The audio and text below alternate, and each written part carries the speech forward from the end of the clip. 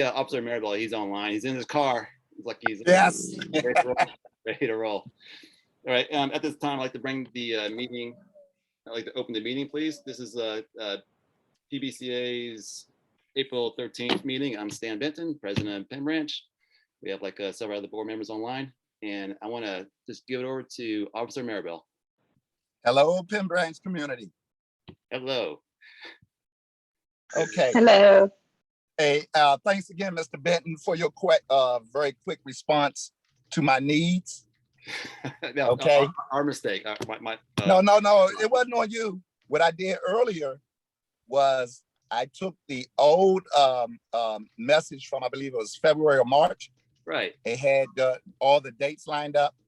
I re-emailed it to myself, but when I got to my phone, I couldn't locate it. No, it happens. It probably was on me. Yeah, I'm dealing with that situation right now with myself, right here, right now. Okay. Anyway, per your the community's request in reference to the last Friday, the helicopters that was flying overhead.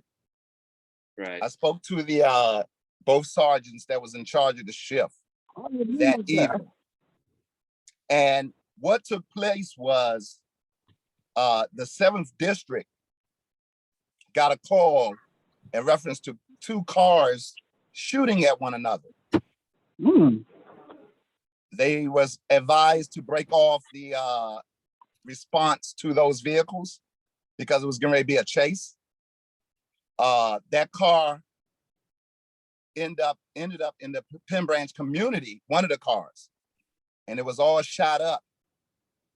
And I believe he said it was in around 34th and Nash.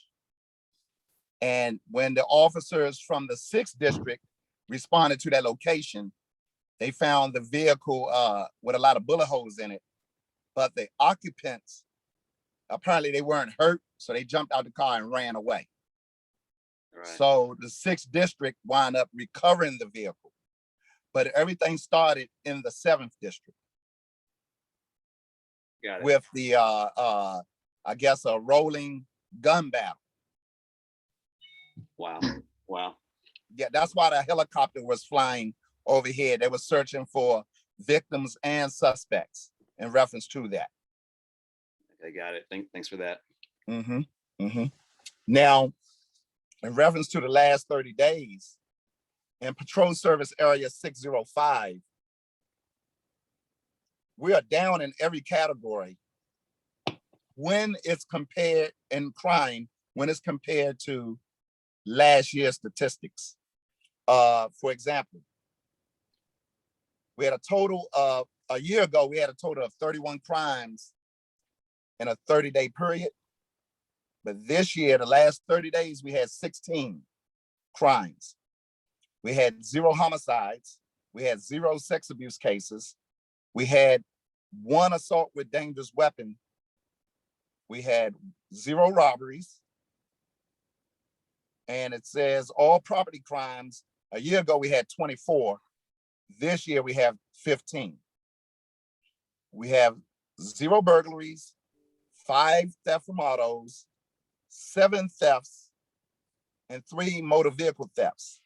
Now, that's for the entire patrol service area, 605. When I broke down the stats to the Penn Branch community, we had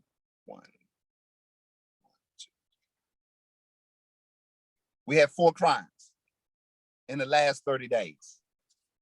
We had a motor vehicle theft on April the 7th at 3427 N Street, where a gray Mercedes 350 series around 2 p.m. Was stolen from a lady that she just parked the vehicle, and when she exited, she was getting some items out, and another vehicle pulled in front of her, and the passenger got out and hopped in her vehicle and fled the scene on that vehicle. We also had a theft from auto on March the 13th at 1301 37th Place Southeast. This was about 9:15 in the evening, where someone jumped, got in the vehicle and stole the garage door opener. However, they used the garage door opener to open the garage, but it was unknown if they was able to gain entry into the home. We don't believe that person did. We believe they probably just looked around inside the garage. Right. The next one is on March the 27th, we had a theft from auto where a Honda Accord, a 2020 Honda Accord was parked at 3716 Carpenter Street and in the driveway, and all 4 rims and tires were taken off the vehicle. Yeah, that was my vehicle, Officer Marvin. Oh, it was? Yeah, Anthony Edison. Okay, okay. So that's still an open case. Also, the last one was April the 8th, a theft from auto at Penn Branch Shopping Center, 3202 Pennsylvania Avenue. Gentleman left his car door unlocked and someone went in his vehicle and stole his wallet. And then they made about $3,000 worth of purchases on his credit card in reference to that. So far as the Penn Branch community, that was the crimes, the 4 crimes that took place in the last 30 days. We also, I talked to the traffic officer that runs radar. Her name is Officer Will Height. Officer Will Height is running radar at the bottom of Branch Avenue, around near N Street. So tell everybody in the community, they better not be speeding down a hill, down Branch Avenue towards Randall Circle, because they are actively running radar. Okay, I put in a request about a month ago because the Twining Park area around Fairlawn and Minnesota and Pennsylvania Avenue, Right. it was a young lady that got hit by a car at Minnesota and Nash trying to cross that busy intersection. So our traffic unit is operating on the morning shift, running radar at Minnesota Avenue, around Randall Circle, Massachusetts Avenue, and Branch Avenue. Right now they're working, I believe it's 6 in the morning till around 2 in the afternoon because of requests I put in. The commander right now is trying to add more officers to the traffic unit so we can do more traffic enforcement as far as speeders and people that are not stopping for pedestrians at the crosswalk at a non-controlled intersection, controlled by a stop sign or even a traffic light. So you might see some cars getting pulled over. That's the traffic officer, Officer Will Height. She's in that area. And right now we're getting ready to go through a matrix. A matrix is when we have officers by seniority get to pick and choose what shift they want to work and what days off they want. We do it usually once a year.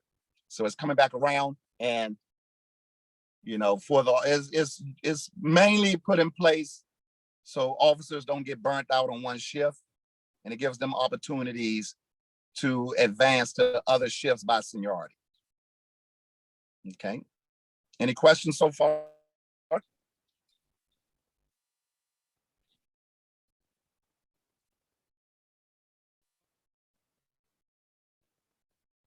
No?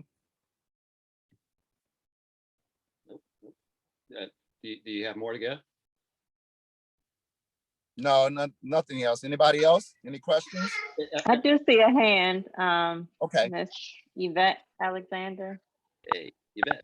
Yes. Hey, hello. How's everyone doing? I have a nice to see you.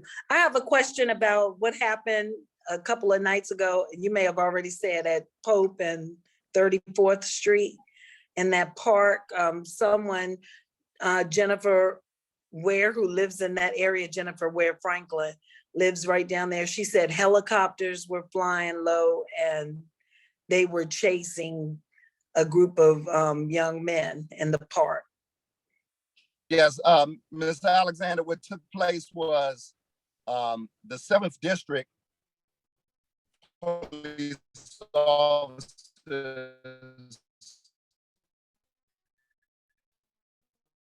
got a call.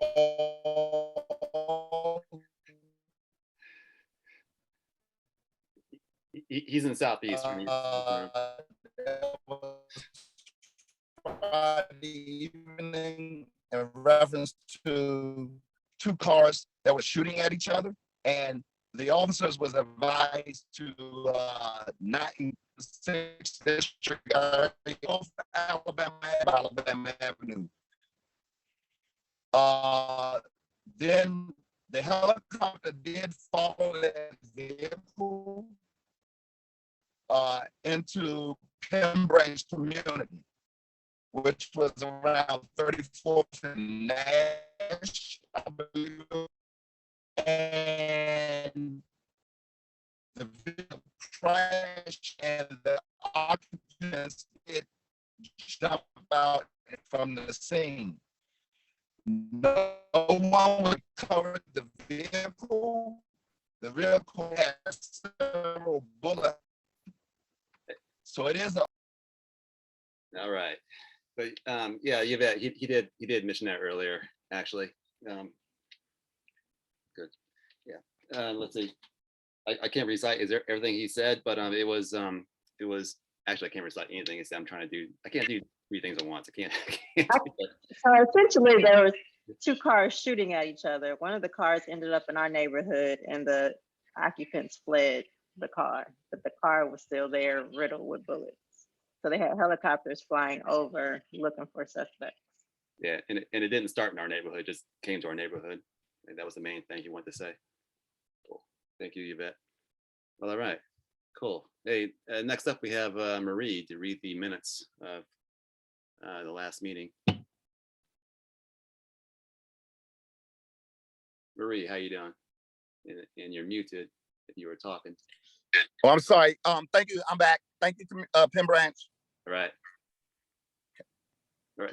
Thank you. Okay. Thank you, Officer Maribel, and yeah, thanks for requesting the officers do the radar on those 2 roads there, because much needed, because it is amazing how fast some cars drive down drive down Minnesota or through the neighborhood. And also, Yes, sir. let's see, who was it? The Anthony Edison, the guy who got his wheels stolen. Are you still with us, Anthony? Yeah, I'm here, Stan. Yeah, I'm I here, heard. Yeah, I heard. Somebody said there was video of the wheels being taken off, and they said they got the wheels in less than a minute. Is that true? I can't answer that, Stan, because I've asked for did any my neighbors have the video, but the ones I've asked said they didn't. So Okay. Yeah, I just want to make sure when you're in a tall tale or not, because that just seems like too quick, man. 1 minute, but and I'm sorry to happen to you, man. I hope the insurance is taking care of you. oh yeah, USAA was they were great. They've always been great, but you still have to pay that deductible, and Yeah. and the violation of coming up in your coming up in your driveway because the car was parked in the driveway. Right. So now I had to change tactics and put it right in front of the house, right in front of the ring cam. Yeah. Sorry again about that. I appreciate it. All right. Just watch out. Everybody needs to watch out, because there are people that sometimes there's cars parked on the side, around, it could be around 3-4 o'clock in the morning. There's strange cars that's not in the neighborhood. You don't know what they're up to. Gotcha. Did you hear reports of that happening, actually?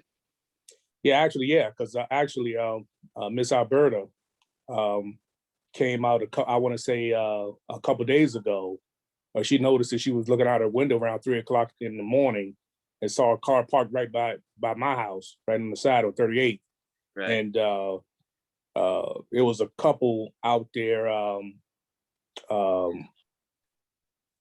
I guess was doing some adult things.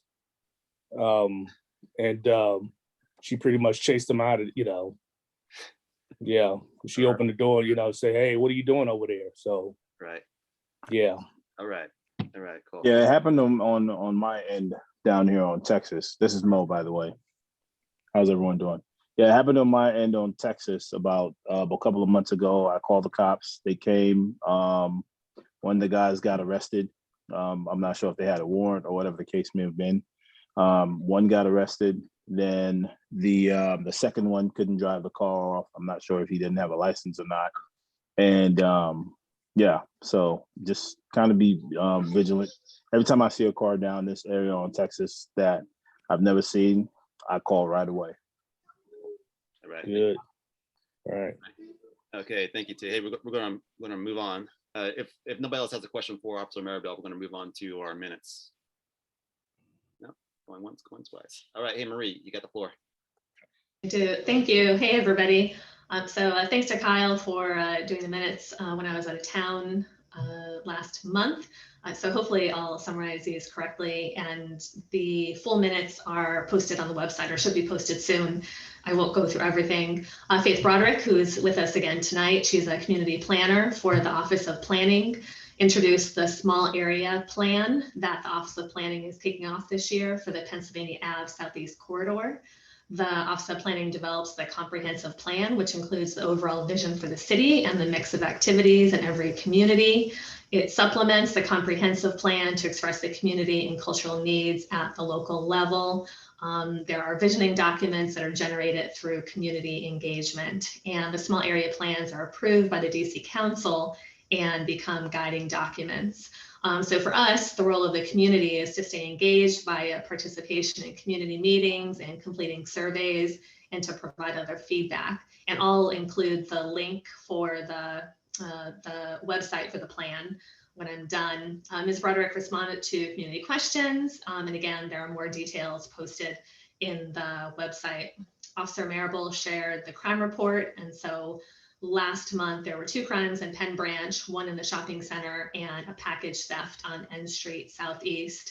And most other crimes last month occurring in PSA 605 were in the Fairlawn area.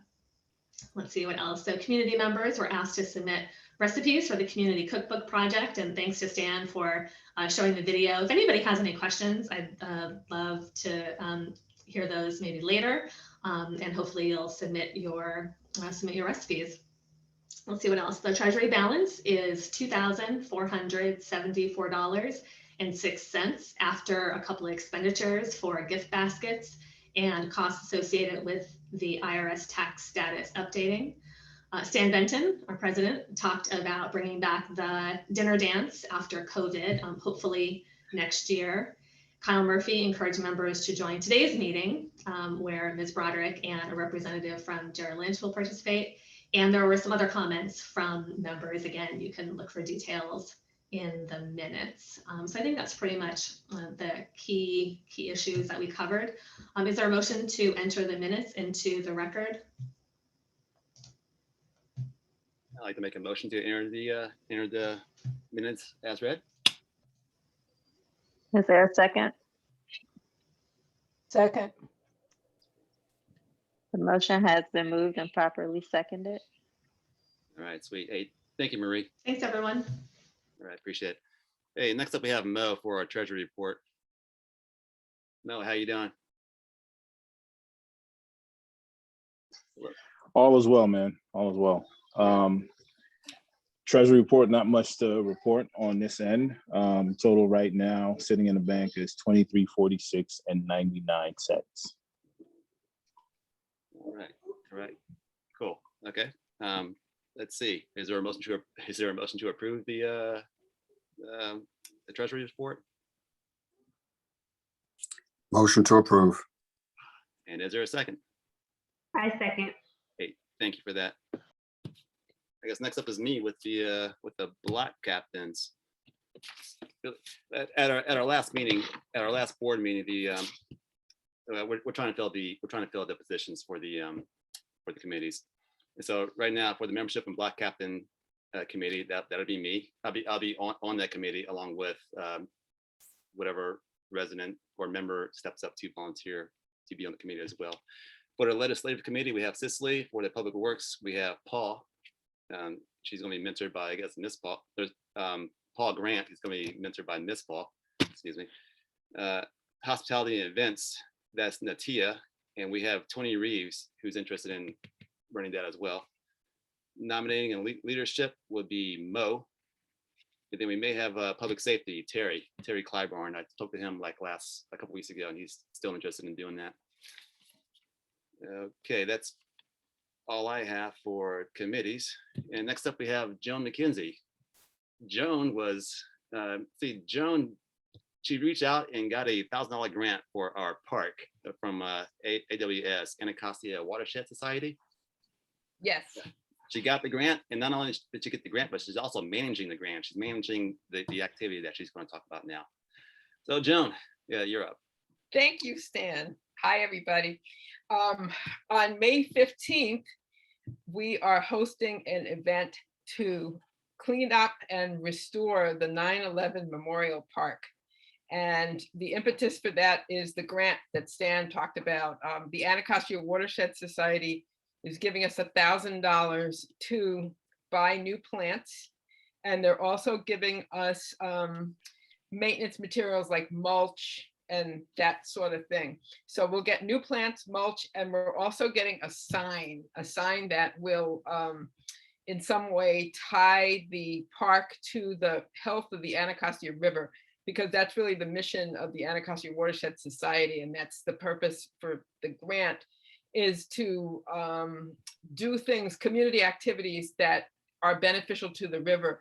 And our park, maintaining the park benefits the river because it slows runoff, and just if we can keep it litter free, that keeps litter out of the river. So everything is kind of tied together and connected.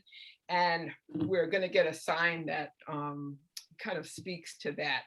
So $1,000 is not a whole lot, but it's nice nevertheless. And we do have a landscaper that works for Anacostia Watershed Society, and he was kind enough to do a site plan for us, and he is going to order the plants, and he's also helping select the plants. So those plants will be delivered and ready to be installed on May 15th, Saturday. We are asking people, if you can, to volunteer to come out anytime between 9 and 12, the earlier the better. Bring your tools, and if you have extra tools, you can bring those too. Make sure they're labeled, because some people will show up and they probably won't have tools. But long and short of it is, where the community is going to turn out with tools. Alberta was able to get DPW to give us trash bags, so that was great. And then they're also going to do a trash pickup at the end of the event. PBCA is going to provide light refreshments. And we're just, if the weather's good, and we're praying that we'll have good weather, it's going to be a great event. We'll get a chance to get outside. The more people we have, the easier it will be to install the plants, remove the dead plants, and just basically make the park look a lot nicer. We also would like to replace the bench, because right now the bench that we have has termites in it, and so the wood is rotting, and you can't really sit on it because the bench is in that state of deterioration. But unfortunately, the grant does not provide money for the bench. So we are requesting donations from people in the community to help us replace our bench. And I think Paul is, I guess, Stan, help me out here. Who can accept donations? Would that be Paul, or would that be any of the PBCA officers? That'll be our website. Just go to our pennbranch.org website, make donation there, or you can mail it in to us at our PO box, which is listed on top of our newsletter. Okay, and make sure to indicate that it's a donation for the bench, so that we know that the money is earmarked to go for the bench. And then so that's pretty much it. I guess at the event also, if you want to bring a check, that would be great. We could accept checks right at the event, or I think checks, we can accept cold hard cash. Possibly, yeah, we can accept cash also. Okay, great. So that's pretty much it. It's going to be a great time. The park is right at the entrance to our community. It's a beautiful park. Having the the park restored and cleaned up will just be a great way to start the spring and bring us into summer. So that's it for me. I'm looking forward to it. Very excited about the event. Yeah, same here. Thanks a lot, Joan. Appreciate that. Hey, you can also give your money to your block captain. They'll be they're up for taking it as well. Joan, this is Rosemary. How Hi. much money are you looking to raise for the bench? We think that the bench, we can probably get one between $400 and $500. And we're looking for a wood alternative. So we'll get some, the composite type thing so that the bench will last longer than our original one did. Great, thanks. You're welcome. Hi, Joan. Can This is you, Faith. oh, I'm sorry. No, go ahead, Alberta.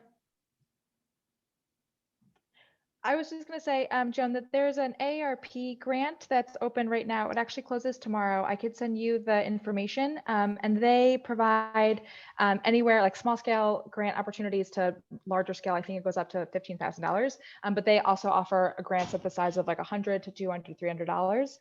It's a very easy application. So if it's something you're interested in applying for, I think that this is a opportunity that they would be interested in. So I can send that to you afterwards. And again, it's due tomorrow, but it's due at 8, so you have some time to work on it. Yes, please. I would be happy to work on it. Can I give you my email now, or how would you get, is that the best way? And you can just email it to me, or what's the best way for us to connect? I will send it to Stan because I've been emailing him all night anyway. So I'll send it to him and then he can pass it along to you if that's good. Great. I'll work on it. I'll stay up all night if necessary. Get that money. Thank you. That's my feeling. All right, no problem. Sweet. Yeah, thanks a lot, John. Thanks, Faith. I just wanted to ask, could you pull the seal that's on the bench off? Yes, and Yes, Alberta, can you help it's symbolic. Okay, can you help us maybe figure out how to do that, or what do you suggest to figuring out how to do it without damaging it? I think I watched them put it on, and it's sort of like glued on. And if we have some gentlemen with real good wood skills, that with a flat screwdriver to loosen it all the way around and then just kind of pull it, it will pop out. Okay, we will work on that for sure. That's an assignment for my gentleman. Okay. Kyle raised his hand. Yeah. Yep, Yeah, I'm happy to help with that. It's a great idea.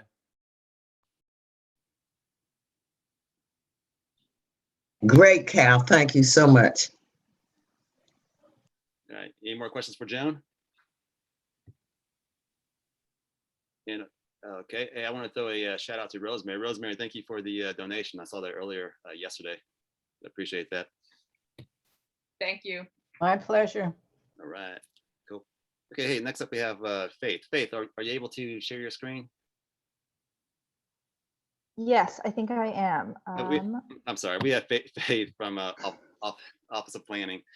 She has a town hall coming up, as you read in the newsletter.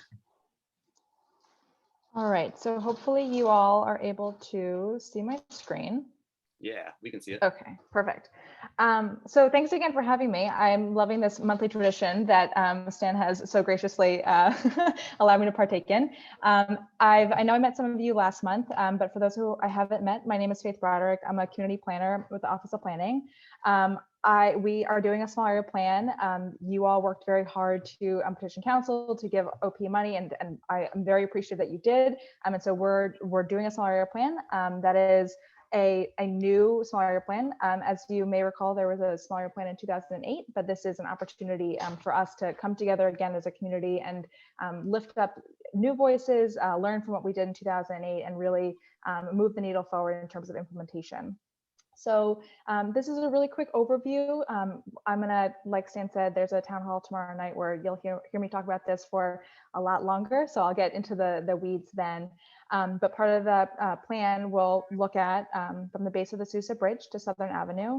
And it'll really focus on 4 different components: encouraging retail opportunities and economic development, thinking about transportation access and safety, enhancing the public realm and public space. So Joan, your grant is really exciting to me.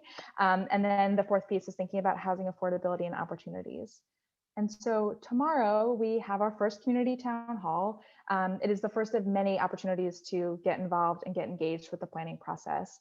At the town hall, it's really an opportunity for everyone to learn and get on the same page about what a small area plan is and what exactly we're doing.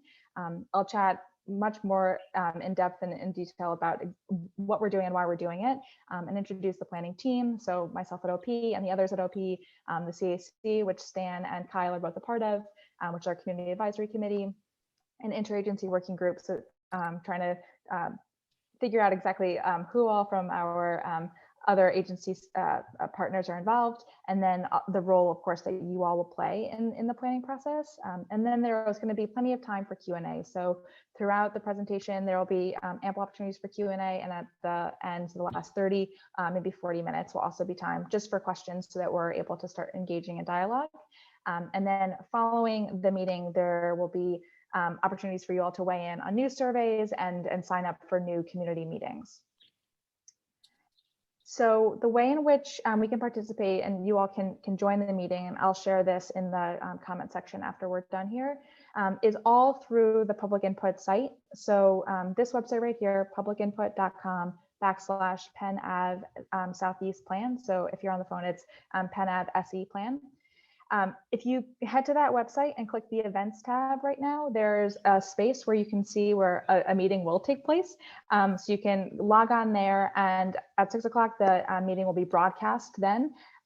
You can engage in the conversation by writing in the comment box. There's also survey questions on the events page where we'll address those survey questions during the meeting itself. And also you can call in. So if you're unable to join by computer, or if you want to ask me a question during the meeting, you can participate by phone. And so you can do that by calling 855-925-2801, and the project PIN is 9252. If you press the star key and then 3, you'll be part of the caller queue.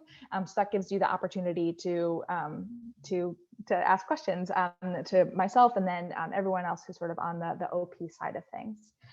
That project phone number I just mentioned, the 855-925-2801 and the PIN 9252, that project number is good at any point in time. So even if we're not having the community town hall, you can still call that number and it goes straight to a voicemail, but it's my voicemail, and I'll be able to give you a call and we can engage in conversation after that. So if you miss the meeting, it'll be recorded, it'll be saved online. I'll share the presentation online. And so you'll always have sort of a record of what we talked about. But some of the key things that I've been thinking about just in terms of you all staying involved and really being part of the process moving forward is to register for the plan. So if you go to that public input site, on the first page, on the home page, there's sort of a call to action to get registered. Once you do that, I'm able to send you all more newsletters, but in those newsletters, it provides sort of updates about what we're doing in the plan, how to get involved, how to provide feedback and surveys, and then when new meetings are coming online, how you can join them. So that's really one of the first steps. And once you do that, it sort of opens up all the other ways to keep in touch. So I encourage you all to register for the plan. I hope I get to see most of you tomorrow. If not, that's okay. But I would encourage you all to continue providing feedback. And if you have any questions, you could always reach out directly to me. You can call me on that project phone number. You can email me personally at faith.broderick@dc.gov, or specifically at the Pennsylvania Avenue email address, which is pennavseplan@dc.gov. So I know I just went really quick, so I'm happy to answer any and all questions, but tomorrow is also another opportunity for you to continue to hearing me speak and asking more questions. So I'm gonna go ahead and stop. And if there's anything I can address, please let me know.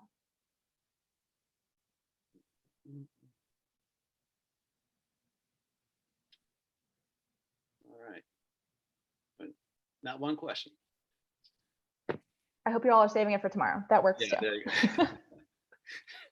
Yeah, I'm sure they are. I'm sure they are. Hey, I appreciate it. Hey, thank you, Faith. Yeah, Of course.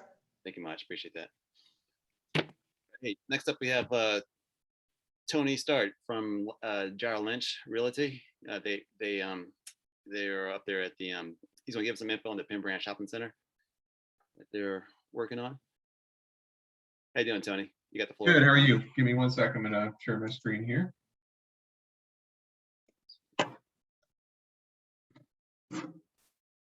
All right. Good evening, everyone. Thank you, Stan, and thanks to the entire Penn Brand Civic Association for having me. As you said, my name is Anthony Starch. I am the Director of Investments at Dryer Lynch Real Estate Partners. We are the owner of Penn Branch Shopping Center. It's been a while since I think I've had a full meeting or full presentation for this organization. We have, for folks that attended the ANC meeting last month, we did present at the ANC meeting last month. So this is going to be a little bit of a repeat of that. Not a whole lot has changed, but for folks that did not attend, this will be some new information. So again, appreciate you having me here. Also, my colleague Ramiz Munawar, who some of you may know, who's working on this project with me. He could not be here tonight. He's observing Ramadan this evening, so was not able to make it.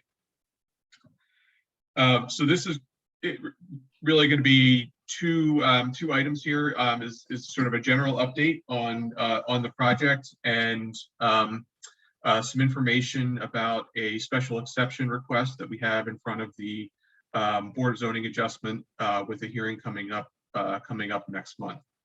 And by all means, feel free to interrupt with questions as they come up. Okay, so general project update. First, starting on retail leasing, as some of you may have heard, I think this was announced in a couple different venues, but we do have a full service cafe, coffee shop, and restaurant that is coming to the center. It's going to be in the small retail space that is directly adjacent to Planet Fitness. It's their second location of Highlands Cafe. The first location is on Upper 14th Street Northwest. So if you haven't had a chance to venture up to Highlands Cafe on 14th Street, yeah, by all means, do so and get a preview. The tenant has they just got their building permit a couple weeks ago and are finalizing construction pricing. They've already started some early construction work, and we'll be going into full build out in the next couple of weeks with a goal of opening this summer. So I hope everyone is. Tony, if I can interrupt for a second, if you're trying to Sure. share your screen, we're not seeing it. Oh, I'm sorry. I think he has to be a co-host in order to share his screen. Oh, I he don't- is. That's my new feature, and I am using that feature today. But thank you. Yeah, okay. Okay, how about now? Got it. Yeah, we can see it. Okay. It's on because you didn't say, "Can you see my screen?" Because you didn't say that. We didn't see it. Go ahead, man. Yeah, I should start every meeting with, can you see my screen? Sure. Okay, so I gave you kind of the agenda of what we're here to discuss. So as I mentioned, Highlands Cafe going to be coming this summer. Continuing with an update on retail leasing. Star Pizza, who many of you probably know, has been in this location for decades.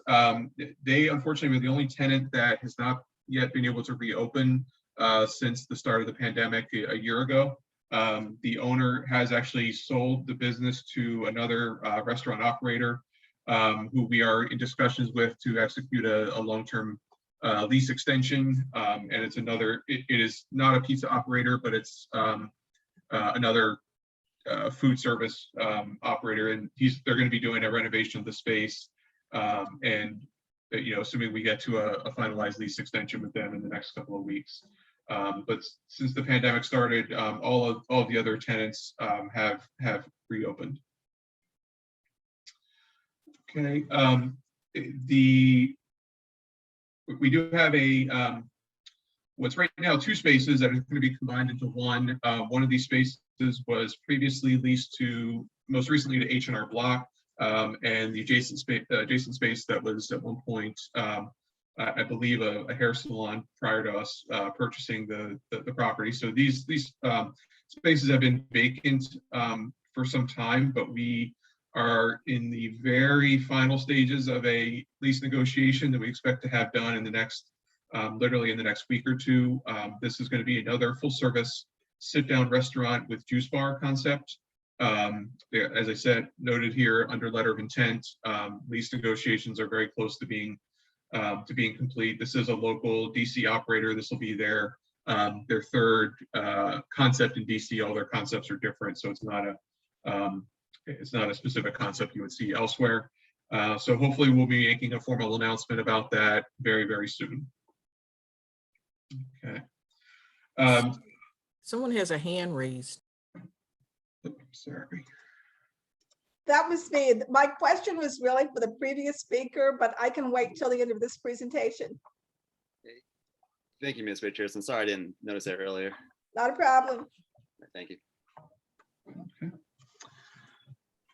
All right.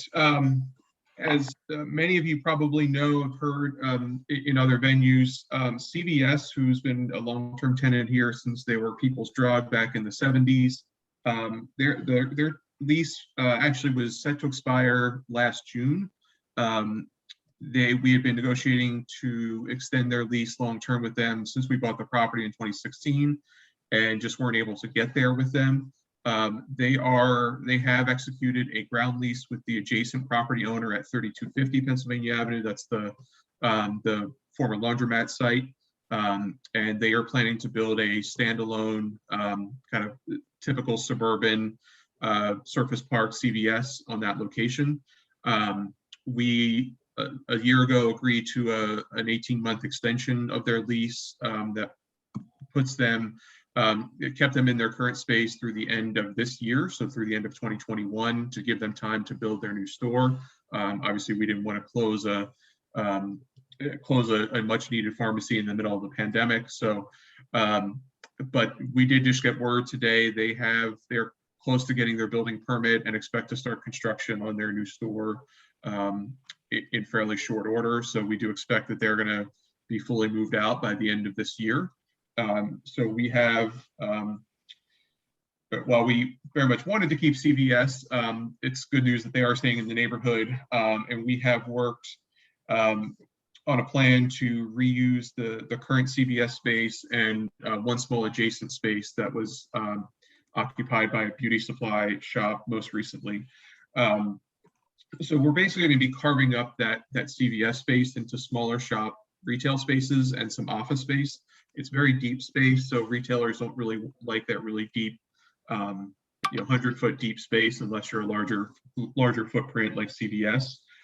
So we're carving it up into what we'll call two small shop retail spaces, and we have signed a lease with Chipotle to take the what we'll call the end cap space of those two spaces. We are in discussions with another food service operator to lease what's noted on here as space A, and then the remainder of the space, which is again on the back of the building overlooking the rear parking lot, that's going to be converted to office space, and we're in conversations with a number of tenants there. So, and I will come back to Chipotle in just a moment. And then the second floor office space, we are now fully leased. In fact, some of this info is a little bit out of date, but two tenants have completed their build out and occupied. That's KBEC Group and the DC Office of State Superintendent of Education. Both of their build outs are complete and they're occupied. Blue Rock Care, who's a primary healthcare provider, they have completed their construction. I believe they're getting their C of O. If they haven't received it already, they'll be getting it very shortly and will be opening for business very soon. And then the noted on here, another office, another group that was under letter of intent. We actually do have a signed lease with them now. It's a nonprofit organization called North Capital Collaborative, who's going to be locating their headquarters here. So that puts our second floor office space at 100% leased and will be 100% occupied later on this year.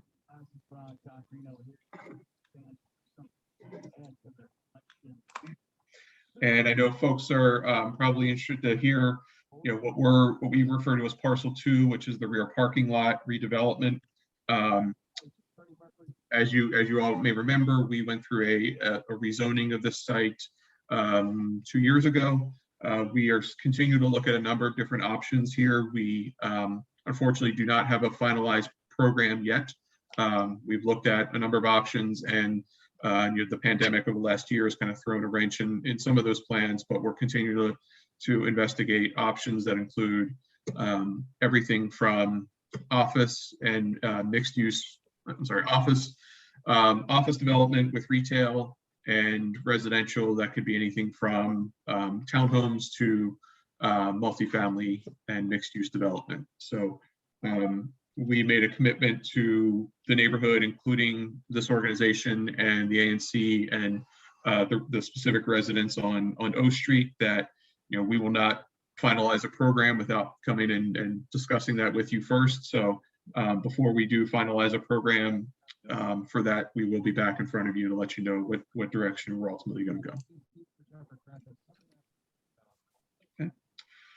All right, and now the primary reason for me to be here tonight is regarding our application to the Board of Zoning Adjustment. So this is specific for Chipotle. The zoning regulations don't really differentiate between what was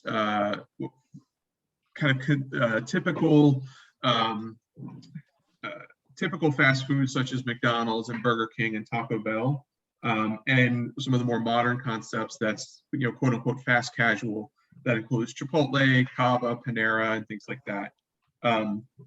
The regs even though the regs were rewritten in 2016, this portion of the regs kind of dates back to 1955, and they've been modified over the years. But the zoning regs really only have, for lack of a better term, just two buckets. There's a restaurant bucket and there's a fast food bucket. The zone that we are in, which is MU3A, only allows fast food by a special exception from the Board of Zoning Adjustments. Conventional restaurants are allowed as a matter of right. And what a special exception is provided you meet certain conditions that are laid out in the zoning regs, and you get support from neighborhood organizations. You go before the Board of Zoning Adjustment, and they ensure that you're meeting all those conditions and that you've mitigated any likely negative impacts, and that's what allows you to get that special exception. As I mentioned, we have executed a lease with Chipotle. The Office of Zoning considers Chipotle to fall in that fast food bucket. Again, there's not really that kind of middle definition of fast casual. And so Chipotle, in order to come here, that requires a special exception. We have submitted the application for that special exception to BZA back on February 8th, and a hearing has been scheduled for May 19th. We, as I mentioned, presented to the ANC last month and did get a vote of support from the ANC, and would love to have support from this organization as well. Obviously, everyone knows Chipotle. It's Chipotle is Chipotle. I think folks understand what you're getting with Chipotle. And so this is a summary of some of those conditions that are in the zoning regs that are required for us in order to get that special exception. And as you can see here, we do meet all of those conditions. We're located in a multi-tenant shopping center. It's only going to be a small percentage of the gross floor area, and there's no drive-through. So I do want to bring up one. I don't know if I have a full. Go back to a slide. We did, as we mentioned to the ANC, we are, as part of this, going to be creating relocating the dumpsters which serve the center, which right now are located all the way on the north end of the parking lot. We're going to be relocating those to a new trash enclosure that we're going to construct adjacent to the Chipotle space. We are actually going to be closing the drive aisle on the east side of the building, essentially between our building and the adjacent laundromat site. Right now, that drive aisle, primarily is used by traffic that is trying to cut through from Pennsylvania Avenue to Branch Avenue. It's still going to remain open to pedestrians, but really it's become a safety issue. And so we feel that we can kind of kill two birds with one stone here by constructing a trash enclosure, a dumpster enclosure there in order to meet the requirements of the special exception and a requirement of Chipotle. And that helps relocate those dumpsters away from the residential homes on O Street, puts them in an appropriate, nicely designed enclosure that's going to be brick on three sides with a gate on the front, and that eliminates the safety issue of traffic speeding through our parking lot in our center to cut the corner from Pennsylvania to Branch. Personally, I've almost been run over probably 3 times walking up that ramp. So it's certainly a safety issue. And like I said, we're going to essentially kill two birds with one stone in this case. So that's essentially it for my update. I'm happy to open the floor to any questions. Can we go back to the screen that had the info for the hearing? Oh, sure. There it is. Thank you. Just wanted to check that down. Would it be possible to get your slides sent to the president of the association, or to have it posted on our site? So that Absolutely. Yes, I will email these to Stan right after the meeting. Great, thank you. Because there's a lot of information, good information, but a lot of information that you covered. Do you have any further update on the housing piece? Everything you said tonight has been great. As I mentioned as it relates to the redevelopment of parcel 2, right now we do not have a finalized program. We're still investigating multiple options, including residential, office, and mixed use. So that's unfortunately the only real update I can give you tonight. We're chasing a couple options, and nothing is set in stone yet, Ms. Richards. But as you know, like I mentioned, we promised the neighborhood, including this organization and the O Street neighbors, that before we settle on any program, we will be back in front of you to give you a much more comprehensive update on that redevelopment. Okay, thank you. No problem. Okay, I have a question, Tony Reeves. Go ahead, Tony. Yes, I just have a question. Previously, there was some discussion about the space being allowed for the Penn Branch Association to have meetings and for some other type use for designated space over there at the shopping center. Is that something that still is going to be considered? So unfortunately, we don't have a lot of extra space that's available. As you see in this, in these diagrams, our space is very much, for the most part, fully occupied, as I mentioned. The second floor office space is fully leased, and once this reconfiguration of the CVS space happens, we will be the retail space will be fully leased.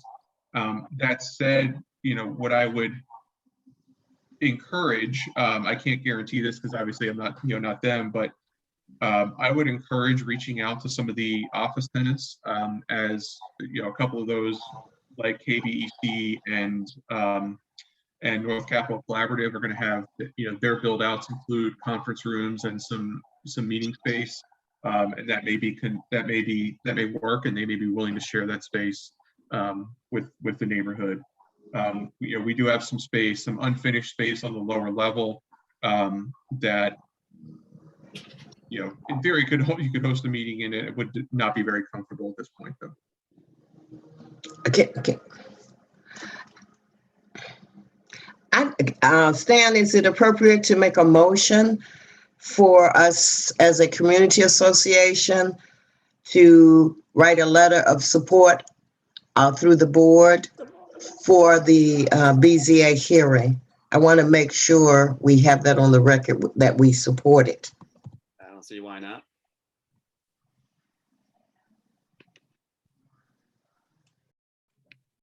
A second.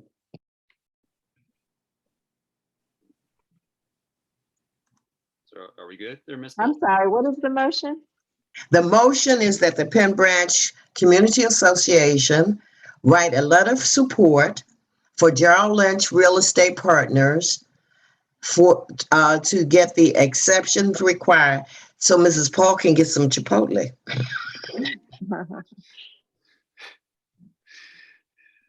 Okay.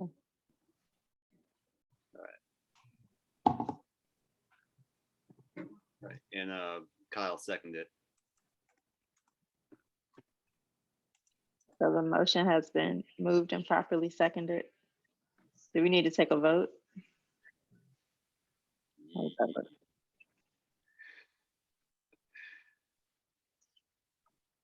You can. I think 100% of us are going to say yes.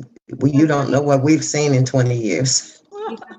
You have to open it up for discussion and then you can move to the vote. Okay, but is there discussion? Does anyone have a question or comment on the motion?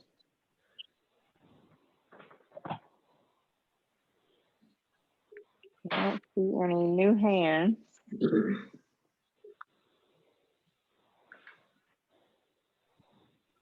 It doesn't look like anyone has any comments or questions.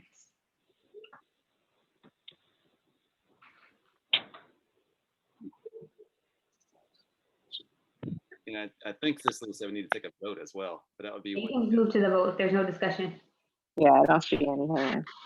And the vote should be with All right, paid members, I believe.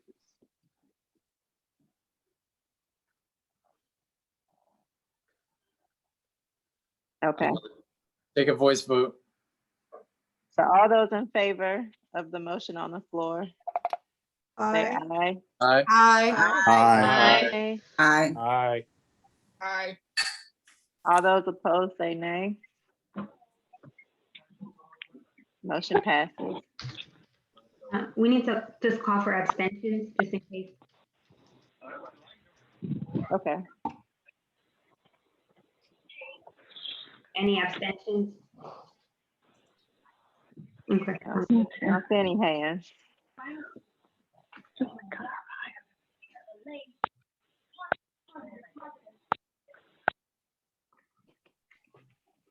All right. All right. Back to you, Sam. Okay, thank you. Are there any more questions for Tony? Nope. All right. Actually, I have a question. Can someone put his contact information in the chat? And I can take this offline. Some concerns with safety and people coming in and out of the shopping center the wrong way, recklessly. And from talking to some of the Metropolitan Police, they said that because it's private property, they really can't enforce how the traffic comes in and out. But sometimes that has been really unsafe, and there's been a lot of reckless traffic. So I'm not sure if Mr. Starch is aware of that, but if we can put his contact information in the chat, I can follow up with him offline. Sure. I just put my my email address in the chat. Feel free to reach out to me. Great. Yeah, and I will certainly loop in our property manager to make sure that gets addressed. You know, as I said, part of our goal here with the relocation of the dumpsters is going to help, keep some of the speeding traffic from cutting the corner through the parking lot. And we do have a parking lot attendant that is there generally on, generally on kind of normal business hours. That's supposed to help keep, help coordinate traffic, make sure folks are not, parking and hopping on the bus and commuting downtown and things like that. So he can help out with, trying to enforce some traffic as well. Okay, great. Thank you.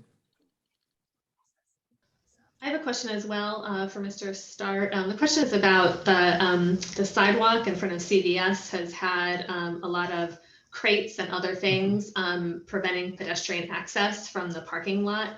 Has that been addressed yet? Yeah, there was actually Commissioner Nash, the ANC commissioner, actually emailed us about that earlier this week or over the weekend. I looked in Rappaport, our property manager. It's been an ongoing issue with CVS. Unfortunately, they, we've, I will say for the first couple of years that we owned the property, we kind of treated them with kid gloves because we were trying to negotiate a long-term lease extension. But unfortunately, they haven't done themselves any favors as far as their, taking care of their space, both inside and out. And there's been, quite a few, issues that we've raised with them numerous times as far as, leaving crates in front of their space, leaving their roll down doors down, under their lease. They're supposed to be up anytime they're open. They were using them as sunshades. So unfortunately, with them leaving in the next few months, it's been difficult to kind of get them to respond. But we did reach out to their corporate office this week about the crates and making sure that the front of their space is cleaned up. And I believe that did get addressed. There's still some messiness inside the store that I would like to see them clean up as well. So we'll keep you posted on that. Thanks very much. No problem. There are a couple of questions / comments in the chat. One question is, what type of businesses would they be pursuing if they settled on mixed development for parcel 2, a grocery store perhaps?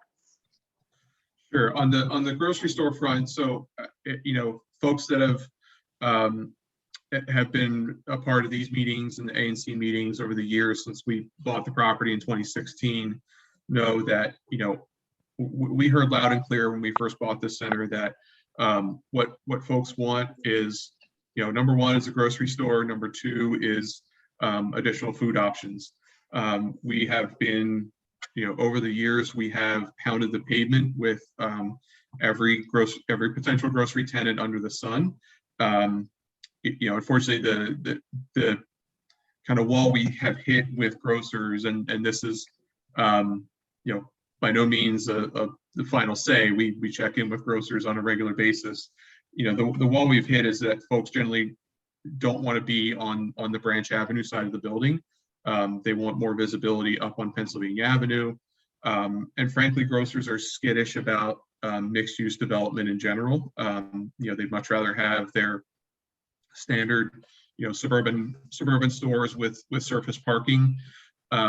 And so visibility has really become the main issue, with mixed use development being kind of the second issue. Again, that's not the end all be all. We're continuing you have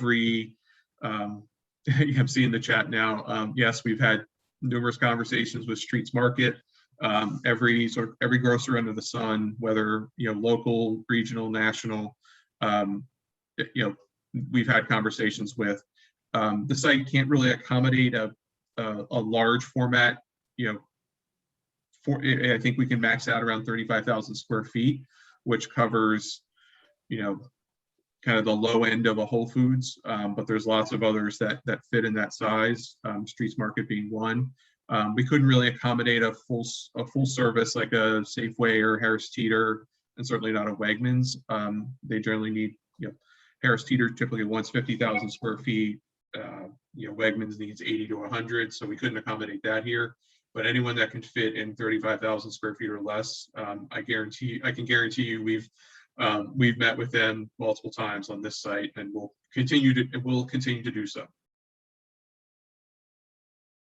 And then there's an additional comment. It says, I'm glad you keep a pedestrian walkway on the east side to the lower level. Please make sure to keep it clean and well lit.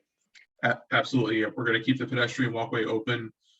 We will absolutely keep that clean and well lit. And we are going to be we will have security cameras there as well, just to make sure that that area stays safe. Any other questions?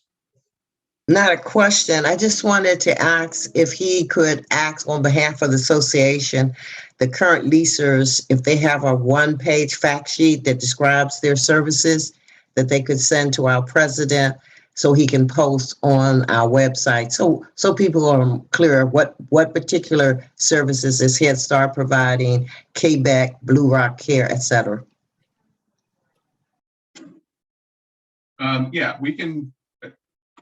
Let me get with our property manager at Rappaport, and we can certainly get something, get some info, some one pagers from each of the businesses or each of the organizations, and get something out to the neighborhood. That's a good idea. I appreciate that. Yeah, we'll definitely do that.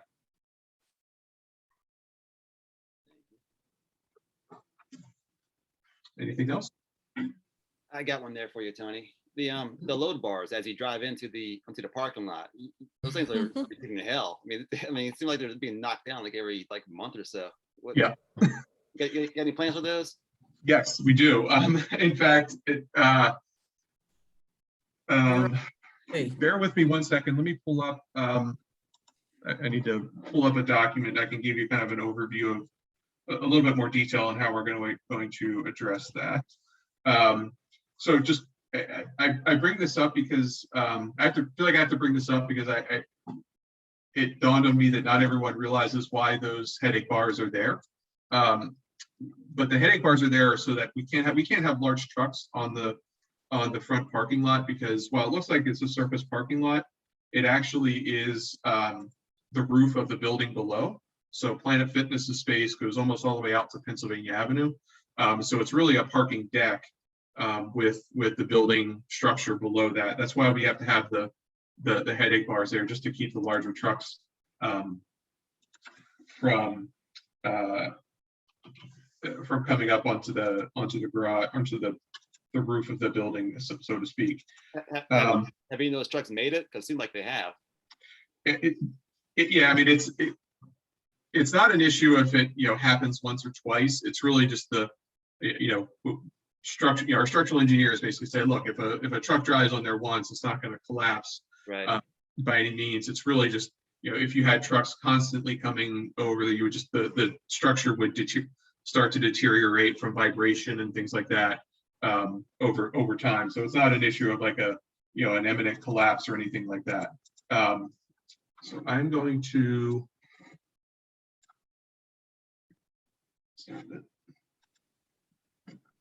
So as part of the relocation of the dumpsters, we are going to be relocating and reconfiguring the headache bars.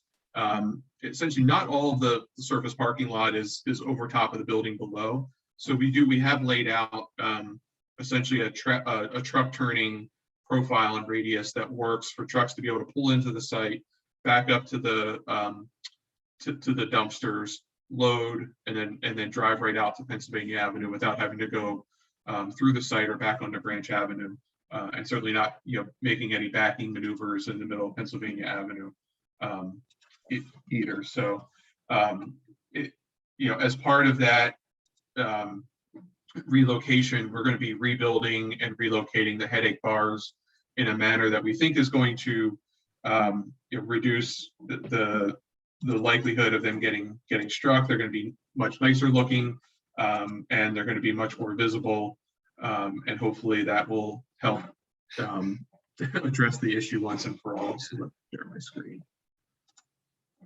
I noticed there were workers on the Branch Avenue side that I guess were replacing the bars for that entrance of the parking lot on the upper level.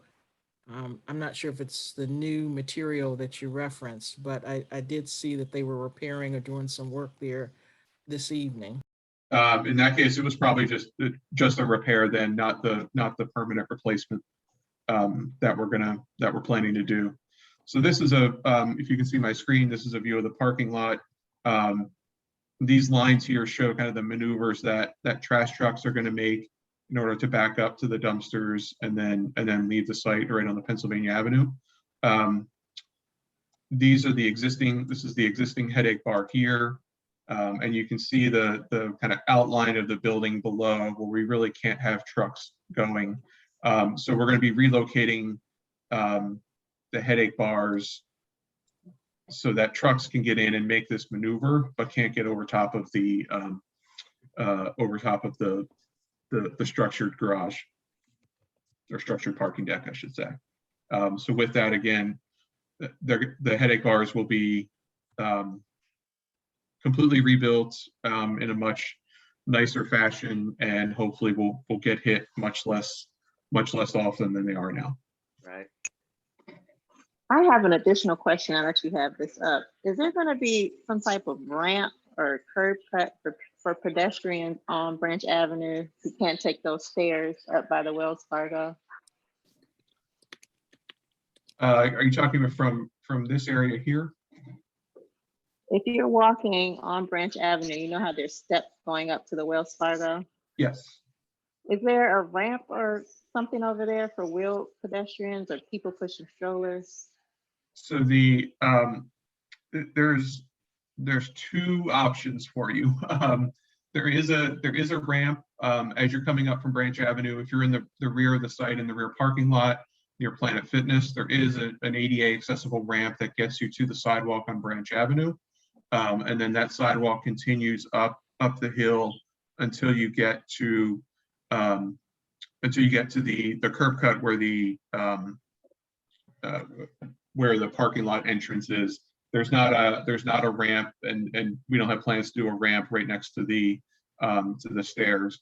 Alternatively, there's also the ability to come in through the lower level, take the elevator up, and that gets you to the main retail level.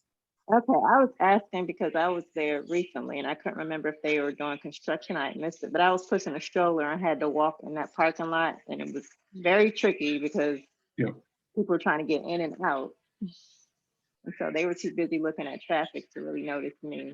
So that might be something you all want to consider just to avoid issues in the future. Yeah, we will look into it. Yes. Yeah, with the relocation of this headache bar, or rebuilding of this headache bar, we can likely do a better sidewalk and pedestrian access. So we will look into that. You received a piece of artwork that's sitting on the steps on the Pennsylvania Avenue side. Could you got beautiful landscape, and there's a nice wide enough gap that beautiful artwork could sit almost in between the roses. And the reason I'm suggesting it is people are walking down the step and sitting and physically sitting on that wonderful art piece. Mm-hmm. Because you got it sitting at the bottom of that step. Yeah. So if it's permanent, I would highly recommend you move it out on the front corridor where you have that beautiful landscape on Pennsylvania, put it in between the roses, which you can keep trimmed back so it doesn't cover it, and maybe put a nice little sign that tells everybody that's passing by, what the name of that artwork and the year it was. Yeah, so that's actually not ours. Our property line ends right at the face of the building along Branch Avenue. So the stairs and the grassy area, that's all technically in public space. So that's owned and controlled by DDOT. So when we did work there, we had to get a public space permit, and they approved kind of our landscaping plan. But they can own and control that space. So that the art that was installed there, I think was done by some partnership with DDOT and a local artist. So we don't actually own or control that. Well, if you could talk to them about moving it, or you send me the person in DDOT you're working with, it needs to be moved because young people are abusing it. And I think it's a beautiful piece of art. All right, I will look into that with DDOT, absolutely.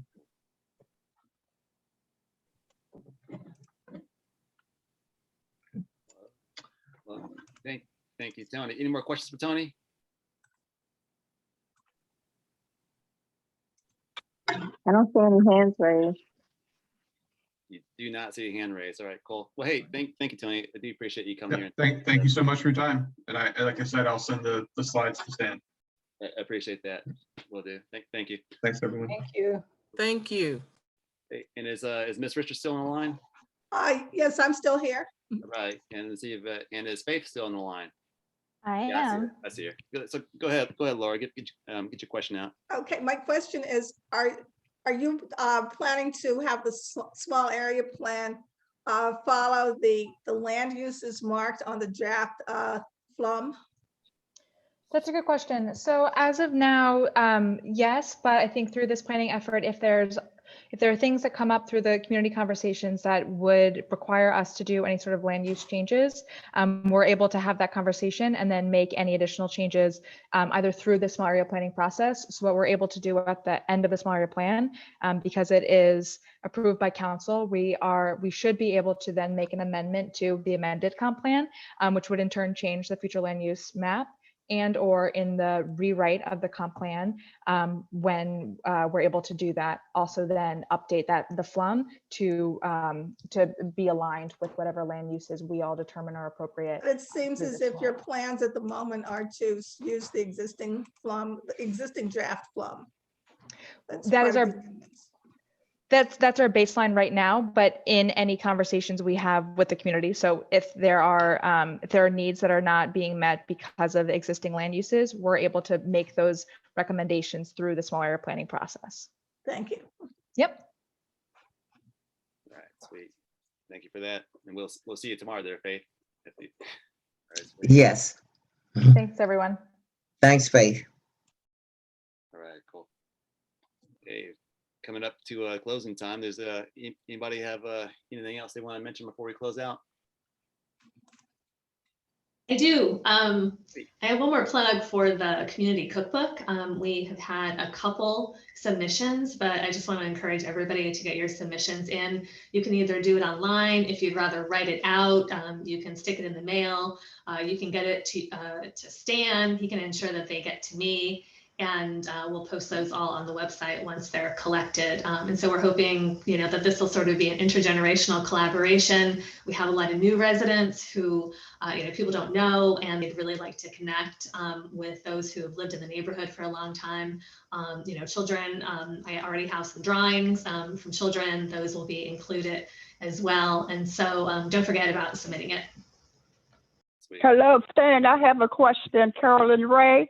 Go ahead, Carolyn. Yes, I want to know about the tobacco outlet. What's the status on that? And I'm hoping it's not coming to our community. Hello? I don't have any update on that one. Yeah, it looks like it is coming. I'm not exactly sure what they're selling there. Anybody else? Well, how did that happen? I mean, why would we want a tobacco outlet in the community? How's that going to help people's health?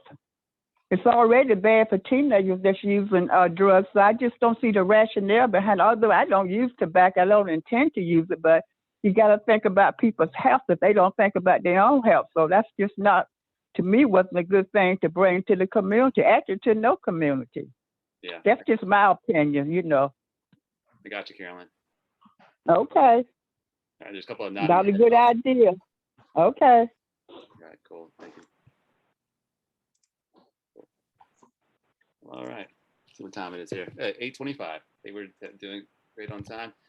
Well, okay, folks. Looks like there might be another question from Ms. Evans. Hello. Hey, go ahead, yes, I have a question. I saw on Nextdoor some conversation about a halfway house coming to Benning Road and maybe Minnesota. I'm not sure exactly the cross street, but is anyone aware of that, or what's the latest on that? It is the Federal Bureau of Prisons.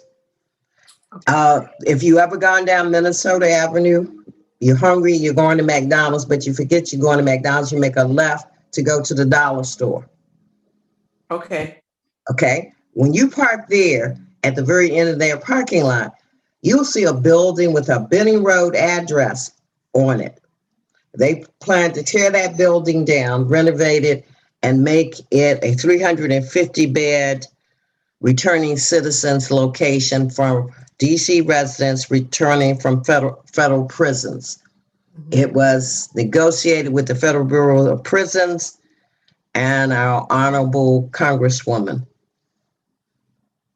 Eleanor Holmes. I'm just giving you the profile.